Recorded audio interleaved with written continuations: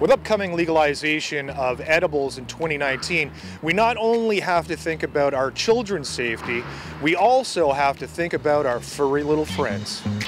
When cannabis became legal in Colorado, veterinary hospitals found that marijuana toxicity cases quadrupled.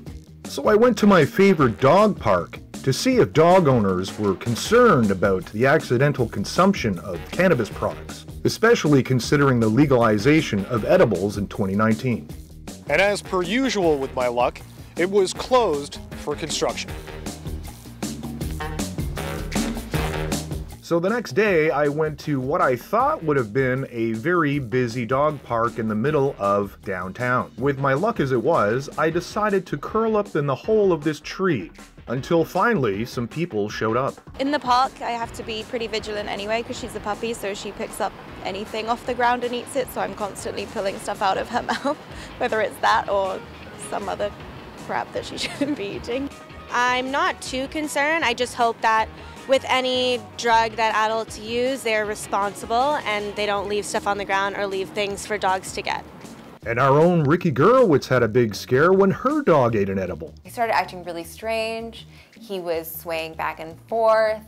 All his reactions were really slow. So we took him to the vet and she just checked his heartbeat and right away said, has he had any cannabis? At the park he ran off and he could have eaten something, and she said, well, it's been happening a lot lately, dogs eating, edibles. And he was totally fine the next day, but we did get a very big vet bill in the mail. It was time to go to a vet to get some information on the subject that I hopefully would not be charged for.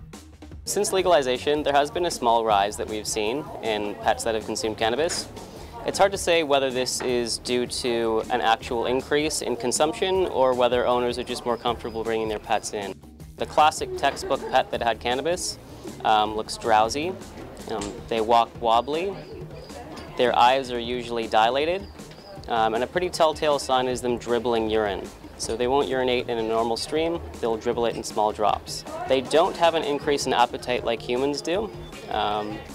And in humans, cannabis has an antiemetic effect. It tends to decrease nausea, but in animals it actually can cause an increase in vomiting.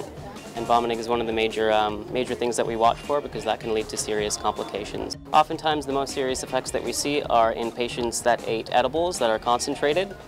Oftentimes these edibles don't give a specific dosage in terms of what THC content was. Be aware of where it is at all times, keep track of it. The side effects can be pretty serious.